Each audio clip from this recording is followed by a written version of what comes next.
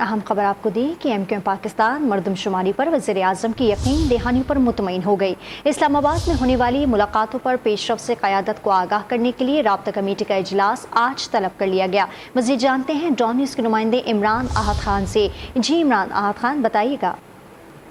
देखिए, बिल्कुल एमक्यूएम पाकिस्तान मरदमशुमारी पर वज़ीर आज़म और वफाकी जो वज़रा से मुलाकात हुई है, उसके बाद इस मुलाकात के बाद इत्मीनान का इजहार किया। उनका यही कहना है कि मज़ीद टाइम जो है वो वफाकी हुकूमत देना चाहती है। उनका ये कहना है कि एक एक शख्स को गिना जाए वो मुल्क के किसी भी कोने पर रहता है। इसी हवाले से मुत्तहिदा कौमी मूवमेंट की राब्ता कमेटी ने आज एक अहम इजलास तलब किया है, जिसमें मुत्तहिदा कौमी मूवमेंट की राब्ता कमेटी तमाम जो MPs MNAs हैं उनको वज़ीर आज़म और वफाकी जो वज़रा हैं उनसे मरदमशुमारी पे जो कामयाब मुज़ाकरात हैं उस पे एतमाद में लिया जाएगा। जबकि वज़ीर आज़म वफाकी वज़रा ने भी कराची में होने वाली, उनका कहना है कि मरदमशुमारी पे जो गलतियां हुई हैं उसको भी माना। उनका ये कहना है कि तमाम गलतियों को दूर किया जाएगा, वो ब्लॉक्स की शक्ल में हो या कम गिना हो, वो तमाम चीज़ों को, क्योंकि उनका कहना है कि एक एक शख्स को गिनने की यकीन दहानी कराई है वफाकी हुकूमत ने एमक्यूएम को।